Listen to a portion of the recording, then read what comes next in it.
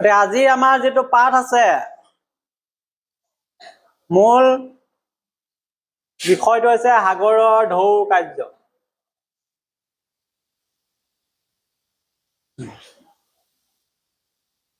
সাগৰৰ ঢৌ ইয়াত ব্যাখ্যা সহ আমি আলোচনা কৰিম।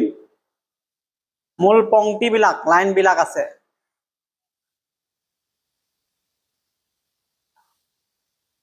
কিতাপৰ লগত মিলাই চাব লাগে।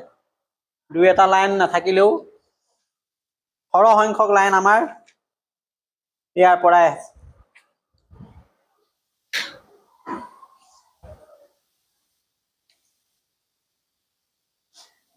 ইয়াত দিছে পৃথিৱীৰ উপৰিভাগৰ এক বৃহৎ অংশ ৭১% সাগৰ মহাসাগৰে আগুৰি আছে। বৃহৎ অংশ ৭১%। এইটো জৰুৰী বস্তু আমাৰ সাগৰ মহাসাগৰে কিমান শতাংশ আগুৰি আছে এইটো এমচিকিউত আহিব 71%। গতিকে পৃথিৱীৰ মুঠ উপৰিভাগৰ প্ৰায় ৭১% অঞ্চল পানীৰে ঢাকি আছে। সাগৰ মহাসাগৰত আছে। মাত্ৰ কিমান শতাংশ মাটি আছে? কিমান এইটো 29% আৰু এইফালে 71 প্লাস 100। দুটা কথা পাই গলো তথ্য লগালক। এইফালে পানী আছে 71 আৰু মাটি আছে 29 মাত্ৰ।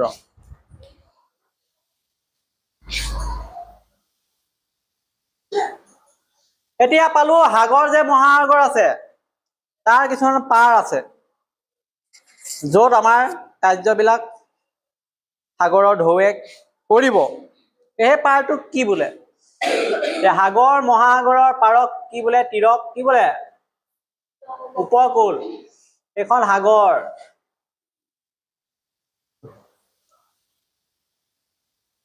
এই পাৰটো এইটো তীৰ, ইয়াক কয় উপকূল, কষ্ট। গতিকে ব্যাখ্যাটো এনেকুৱা হ'ব, যি স্থানত সাগৰ মহাসাগৰৰ পানী ভূমিত আহি লাগে সেই অঞ্চলক উপকূল বোলা হয়। ইংৰাজীত কষ্ট বোলে, কষ্ট লাইন। এখন সাগৰ আছে, এই পানীবিলাক সাগৰত আছে। ঢৌ যেতিয়া আহিব আহি পেলাই পাৰ হৈ এনেকৈ ইয়াত লাগিব খুন্দা খাব। এই যে খুন্দা খোৱা অঞ্চলটো এইটো হ'ল তাৰ উপকূল। সাগৰৰ পাৰ বা তীৰক উপকূল বোলে। উপকূল কাক বোলে? উপত্যকা কাক বোলে? বেলেগ বেলেগ বস্তু। নদীৰ ক্ষেত্ৰত উপত্যকা হ'ব। এতিয়া মহাদেশ আৰু মহাসাগৰবোৰৰ সংযোগস্থল এটা একা বেকা দীঘল ৰেখাবোৰে দাঙি ধৰে। ধৰি লৈছো এখন মহাদেশ যেনেকুৱাই নহওক, এইফালে যদি এখন মহাসাগৰ আছে ইয়াৰ লগত সংযোগ হৈ থাকিব একা বেকা ৰেখাই। আৰু এই উপকূল এইবিলাক এই উপকূল অঞ্চলৰ আকৃতিটো সদায় একা বেকা হয়। ভাৰতৰ মেপখন দেখিছনে নাই? যদি দেখিছ গম পাবি।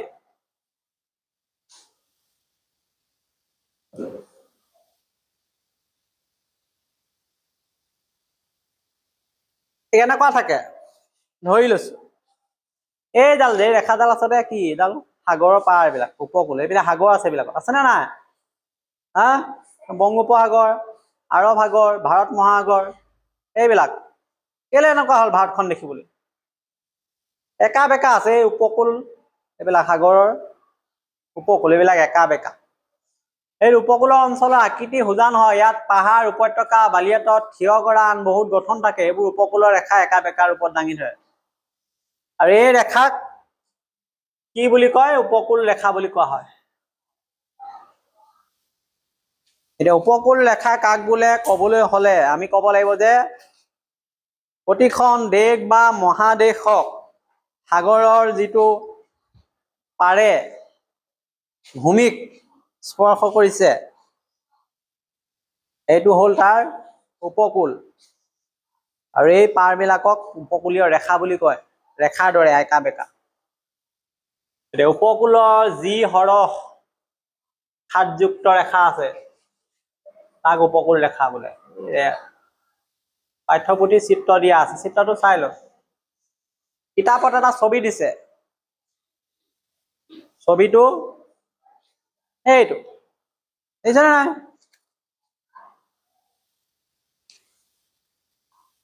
এখন ভাৰতৰ মেপখন দিছে আৰু একা বেকা সাগৰৰ পাৰবিলাক দিছে এনেকুৱাকে দিছে আমি পাইছো ইয়াত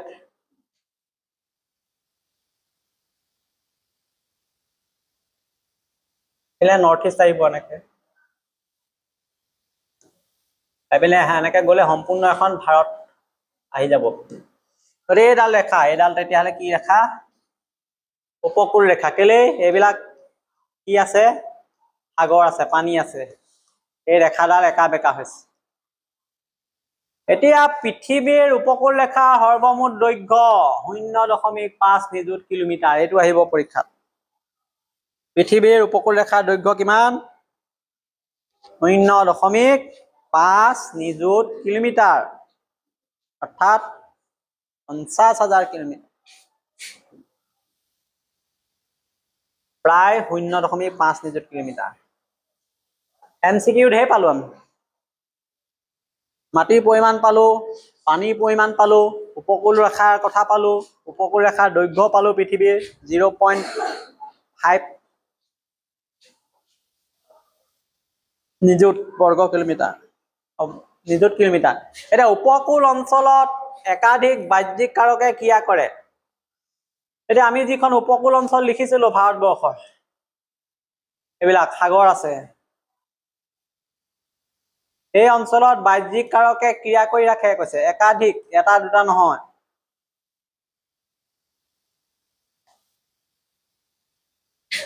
গতিকে সাগৰৰ যিবিলাক পাৰত কাষৰ অঞ্চল থাকে বহুবিধ বাহ্যিক কাৰকৰ দ্বাৰা প্ৰভাৱিত হয় যিবোৰ ভূপৃষ্ঠৰ ৰূপ বা গঠন পৰিৱৰ্তন কৰে এই কাৰকবিলাক এইবিলাক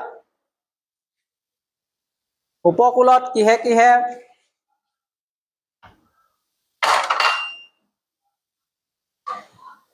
ক্ৰিয়া কৰিব তেতিয়াহ'লে বৰষুণ দিব বতাহ আহে ঘূৰ্ণী বতাহ আহে সাগৰৰ পাৰত ডাঙৰ ডাঙৰ সাগৰৰ ঢৌ আহে তিনিটা বৰষুণ বতাহ সাগৰৰ ঢৌ এই তিনটাই ক্ৰিয়া কৰে উপকূলত এই বাহ্যিক কাৰকসমূহৰ ভিতৰত বেছি গুৰুত্বপূৰ্ণ এইকেইটাই বৰষুণ বতাহ আৰু সাগৰৰ এইবোৰে উপকূলত পৰিৱৰ্তন আনে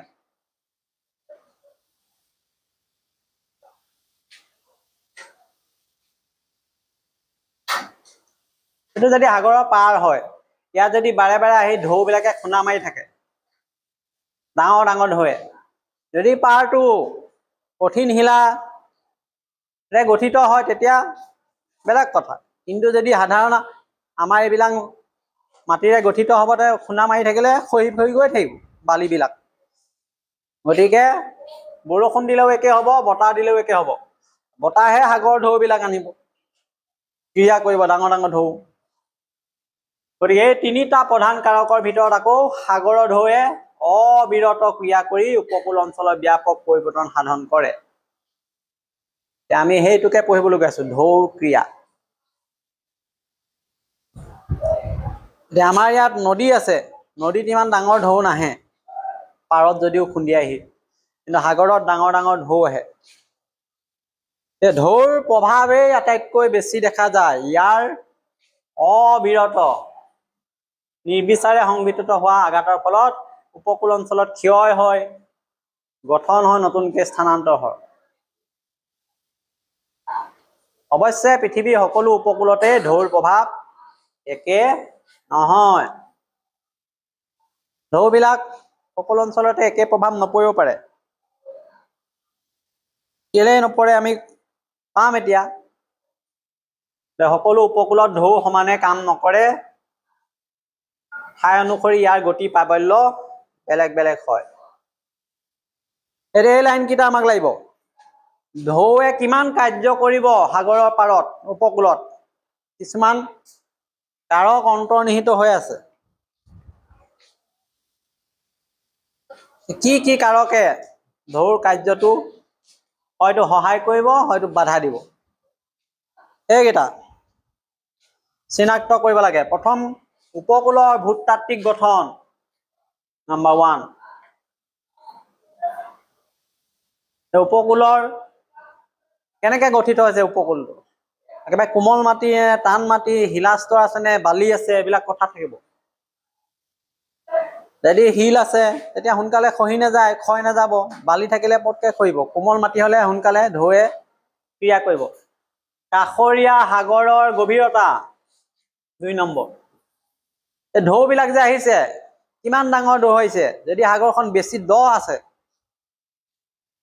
উপকূলটোৰ কাষত, তেতিয়া তাৰ প্ৰভাৱ বেছি হ'ব। যদি একেবাৰে বাম, তেতিয়া তাৰ কমকে পৰিব। নৈৰ উপস্থিতি, ওচৰত ক'ৰবাত নদী আহিছে নেকি, নদী পৰিছে নেকি সাগৰখনত? বতাহৰ ক্ৰিয়া, কেনেকুৱা বতাহ আহিছে, ঘূৰ্ণী বতাহ আহিছে নে সাধাৰণ বতাহ আহিছে, ঘনে ঘনে বতাহ আহিছে নে বতাহ একেবাৰে নৰ্মেল হৈ আছে, শান্ত হৈ আছে? বা উপকূলত উদ্ভিদৰ আৱৰণ কেনেকুৱা, উপকূলৰ পাৰত উদ্ভিদ আছে নেকি, গছ গছনি আছে নেকি, নে একেবাৰে মুকলি? যদি গছ গছনি আছে, গছ গছনি শিপা থাকিব, এই অঞ্চলটো শিপাই ধৰি ৰাখিব। এনেকুৱা ধৰণৰ কিছুমান কথাই এই ঢৌৰ ধৰ্ম আৰু কাৰ্য প্ৰাবল্য নিৰ্ভৰ কৰিব। গতিকে এই ঢৌ কিমান শক্তিশালী হ'ব, ক'ত কিমান ক্ষয় গঠন কৰিব, এইবোৰ উপকূলৰ শিলা, নদীৰ মুখ, উদ্ভিদ, সাগৰৰ গভীৰতা আদিৰ ওপৰত নিৰ্ভৰ কৰে।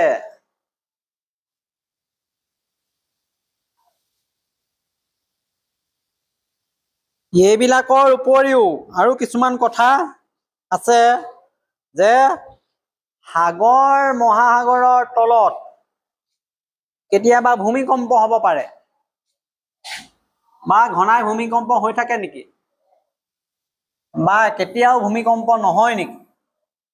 যদি হয় তেতিয়াও ঢৌ কাৰ্য বেছি হ'ব, যদি নহয় ঢৌ কাৰ্যটো কমকে হ'ব, প্ৰাবল্যটো। সাগৰৰ তলত ভূমিকম্প হয় তেতিয়া ঢৌৰ তীব্ৰতা বাঢ়িব, চুনামি হ'ব। তেতিয়া চুনামি হলে আমি দেখা পাইছো ওচৰে পাজৰে থকা গোটেই অঞ্চল পানীৰে বুৰাই দিয়ে আৰু সন্ত্ৰাসৰ সৃষ্টি কৰিব পাৰে। যিয়ে নহওক, উপকূলীয় অঞ্চলৰ যি ভৌগোলিক স্বৰূপ আছে, তাৰ কাৰক হিচাপে আমি এতিয়া সাগৰৰ ঢৌকে সৰ্বাধিক গুৰুত্ব দিব লাগিব। যিমানেই যি নাথাকক, সকলো কাৰকৰ ভিতৰত বেছিকে দেখা দিয়ে সাগৰৰ পাৰত ঢৌৰ কাৰ্যটোৱে। অৰ্থাৎ ঢৌৱে উপকূল গঠনত আটাইতকৈ গুৰুত্বপূৰ্ণ ভূমিকা লয়। সেইকাৰণে ইয়াক গুৰুত্ব দিয়াৰ প্ৰয়োজন আছে। ঢৌৱে উপকূলত কেনেকুৱা ধৰণৰ ক্ৰিয়া কৰে, তাৰ ফলত কেনেকুৱা ধৰণৰ ভূ অৱয়ব সৃষ্টি কৰে আমি চাব লাগিব।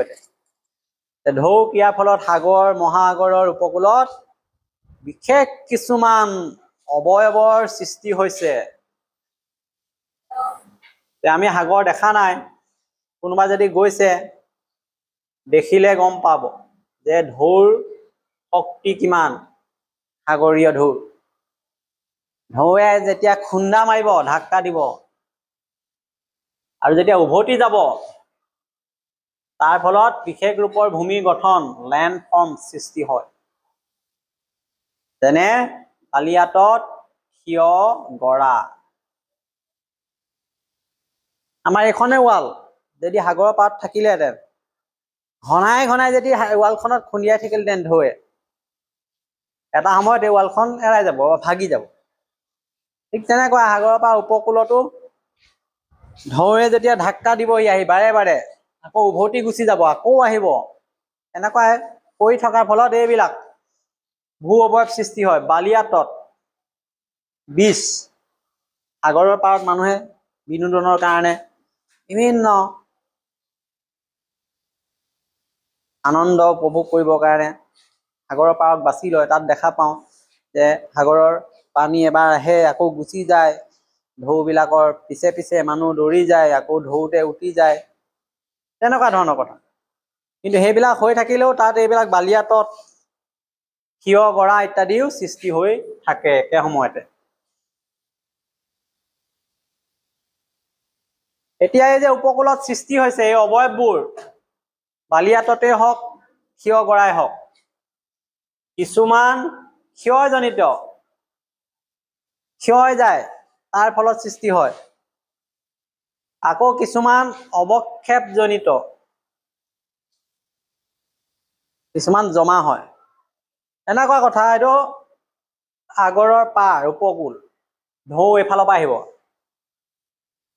আহিছে ইয়াত খুন্দা মাৰিছে, খুন্দা মাৰিলে এইটো ক্ষয় হ'বনে নাই? এইটো ক্ষয় হৈ যাব। ক্ষয়জনিত অৱয়ব এটা গঠন হ'ল ইয়াত। আকৌ খুন্দা মাৰিটো ৰৈ নাথাকে, থাকিব জানো? এই ক্ষয় হোৱা বস্তুখিনি আকৌ টানি পেলাই লৈ যাব। যিখিনি ভাঙিছিলে, গুৰিয়ে হওক, বালিয়ে হওক, ধূলিয়ে হওক, যিয়ে এইবিলাক নি আকৌ টানি নিব। এনেকে এনেকে আহি থাকিব, আকৌ টানি নি ইয়াত দম কৰিব, দমাই দিব। অৱক্ষেপ, তাৰ ফলতেই অৱয়ব সৃষ্টি হ'ব। ঢৌৱে কিছু ঠাইত ক্ষয় সাধন কৰে, যাক ক্ষয়জনিত অৱয়ব বোলে। আন ঠাইত বালি আদি সঞ্চয় কৰি পেলাই নতুন অৱয়ব সৃষ্টি কৰে, তাক কয় অৱক্ষেপজনিত অৱয়ব।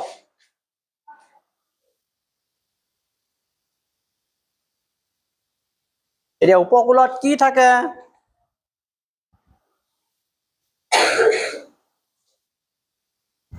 গ্ৰেনাইট, বেছল্ট আদিৰ দৰে কঠিন শিলৰ দ্বাৰা যদি উপকূলটো গঠিত হয়, এতিয়া কঠিন শিলৰ দ্বাৰা গঠিত হোৱা এই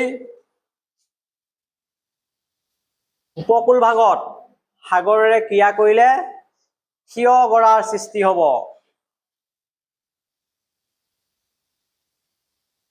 ক্ষীয় গৰাৰ সৃষ্টি কৰে।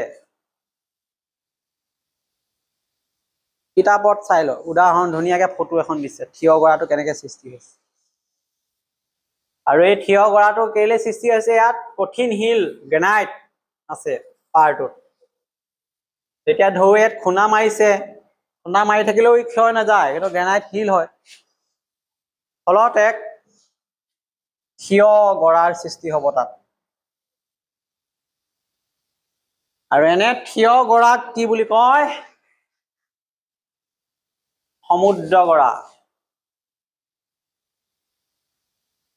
এনেধৰণৰ উপকূল সাধাৰণতে উখুৰা মুখুৰা প্ৰকৃতিৰ হোৱা দেখা যায়। এইটো চব এইবিলাক সাগৰ ঢৌৱে খুন্দা মাৰি মাৰি পাৰটো কেনেকুৱা কৰিলে, ক্ষীয় কৰি দিলে। চবেই কিতাপত চাই লয়, শিলৰ গ্ৰেনাইট শিল পাৰটো সাগৰে ঢৌৱে খুন্দিয়াইছে, ক্ষীয় গৰা হৈ গ'ল উপকূলৰ পাৰটো। এইটোক ক'ব সমুদ্ৰ গৰা। গতিকে এনেধৰণৰ ঢালযুক্ত ওখ খাৰা ৰূপত থকা সমুদ্ৰ গৰা কোৱা হয়। আৰু এনেধৰণৰ উপকূল সাধাৰণতে ওখ চাপ প্ৰকৃতি হোৱা দেখা যায়।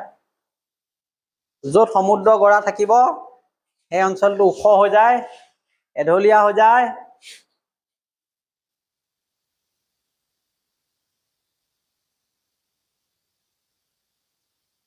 খাৰা হৈ যায়, থিয়।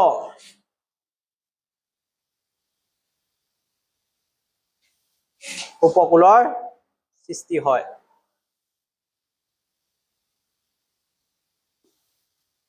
আনহাতে ইয়াত কৈছে সদায় ঢৌৱে ক্ৰিয়া কৰি থকা উপকূলৰ তট অংশত জমা হোৱা গেদ পাৰত, তাৰমানে উপকূলৰ পাৰত সদায় ক্ৰিয়া কৰি থাকি আকৌ ঢৌৱে লৈ পেলাই জমা কৰি দিয়ে। এই তট অংশত জমা হোৱা গেদ বালিৰ পৰিমাণ বেছি হলে তাত স্বাভাৱিকতে এক প্ৰকাৰৰ সমতল সদৃশ অৱয়ব সৃষ্টি হয়। গতিকে সাগৰ ইয়াত সদায় খুন্দিয়াই আছে, ঢৌ আহিছে, খুন্দিয়াই আছে, তাৰপৰা খহাই নিছে, এইবিলাক নি আকৌ জমা কৰিছে। এনেকে জমা কৰোতে কৰোতে এটা বৃহৎ সমতলৰ নিচিনা অঞ্চল সাগৰৰ পাৰত সৃষ্টি হয়। গতিকে ঢৌৱে বালি জমাব পাৰে নি পেলাই, তেন্তে তটত এটা সমতল সদৃশ অংশ গঠিত হয়। এইবিলাক ঘূৰি যোৱা ঢৌৱে সৃষ্টি কৰে। গতিকে ইয়াক কি বুলিব? প্ৰধানকৈ বালি জমা হৈ সৃষ্টি হোৱা কিছু ঢালযুক্ত এনে অৱয়ৱক বালিয়া তট বোলা হয়। বীজ, সাগৰৰ পাৰত বীজ থাকে, তাতেই মানুহে বিনোদনৰ কাৰণে যায়। দেশ বিদেশৰ পৰ্যটক যায় সাগৰৰ পাৰত খেলিবলৈ, বিনোদন কৰিবলৈ, আনন্দ উপভোগ কৰিবলৈ। এই বালিয়া তট, বালিয়ে সৃষ্টি কৰা ঢালযুক্ত সমতল অংশৰ উপকূলক বালিয়া তট বোলে। এইটো আহিব পৰীক্ষাত, বালিয়া তট।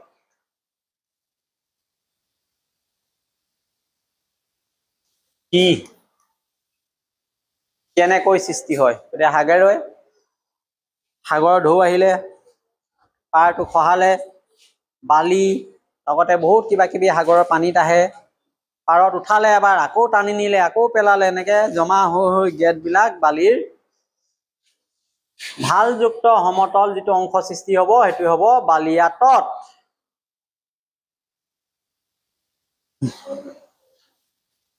সাগৰৰ উত্তাল তৰংগ, সাগৰৰ ঢৌবিলাক কেনেকে আহে? তৰংগ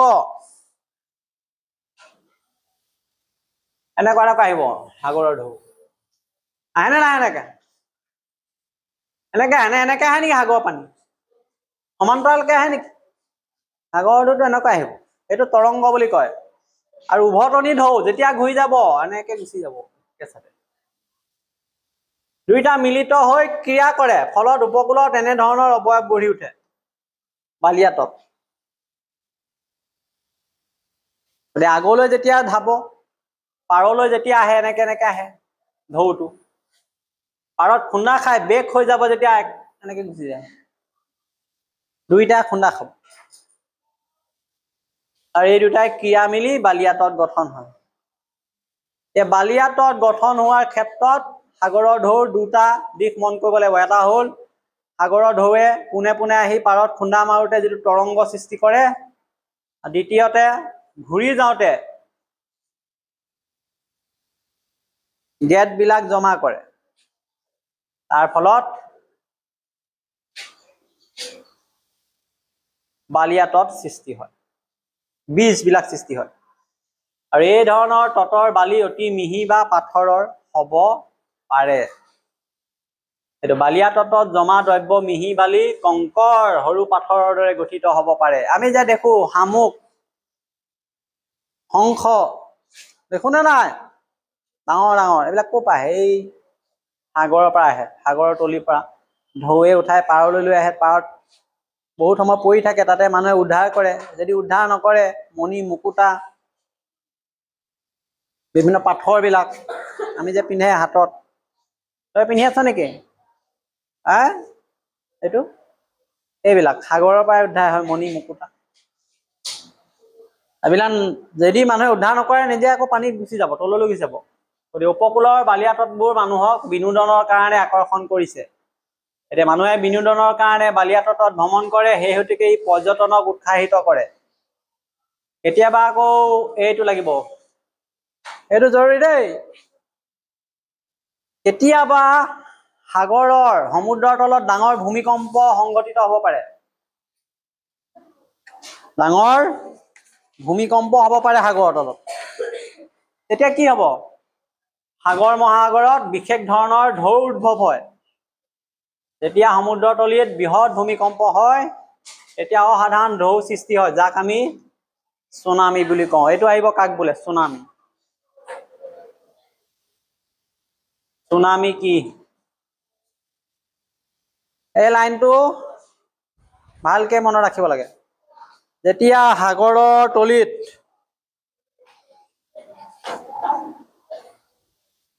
বৃহৎ ভূমিকম্প হয়, তেতিয়া অসাধাৰণ ঢৌ সৃষ্টি হ'ব পাৰে, যাক আমি চুনামি বুলি জানো।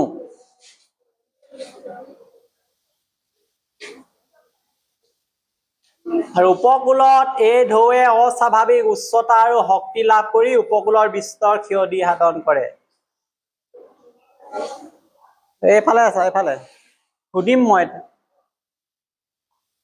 এনেকে শান্তকে আহি আছিলে, এনে নৰ্মেলকে ঢৌবিলাক পাৰলৈ আহে, খুন্দা মাৰে।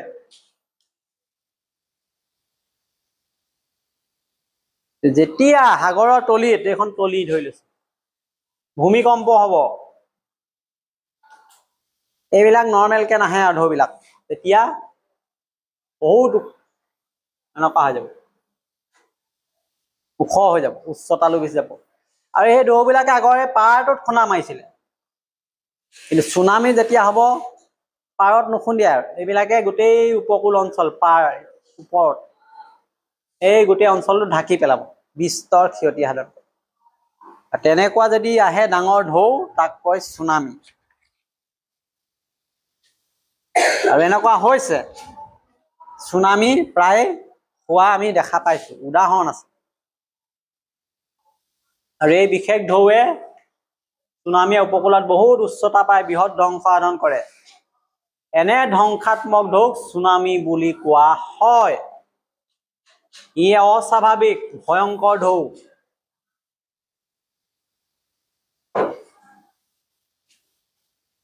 ইয়াত উদাহৰণ দিছে, ফটো কিতাপলৈ চাই লোৱা। এতিয়া বালিয়া তটৰ উদাহৰণ দিলে, চেন্নাই মেৰিনা বালিয়া তট কিতাপত। আৰু 2011 চনত জাপানত হোৱা প্ৰলয়ংকাৰী চুনামীৰ দৃশ্য দিছেনে? এই চনটো মনত ৰাখিব লাগিব, MCQত আহিব যে জাপানত কেতিয়া চুনামী হৈছিল। এতিয়া 2011 চন লিখিব লাগিব। বোলে এখন বালিয়া তটৰ নাম লিখা, এতিয়া চেন্নাই মেৰিনা বালিয়া তট।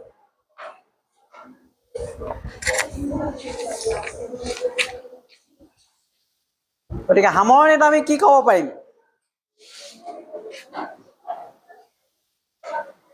যে ভূপৃষ্ঠৰ পৰিৱৰ্তন সাধন কৰাৰ ক্ষেত্ৰত বাহ্যিক কাৰক হিচাপে সাগৰৰ ঢৌৱে গুৰুত্বপূৰ্ণ ভূমিকা পালন কৰিলে। বিশেষকৈ সাগৰৰ পাৰৰ উপকূলত বিভিন্ন কাৰ্য সৃষ্টি কৰে, বালিয়া তট সৃষ্টি কৰে, চুনামী সৃষ্টি কৰে সাগৰৰ ঢৌৱে। এই গোটেই তথ্যখিনি আমি এতিয়া আলোচনা কৰিলো।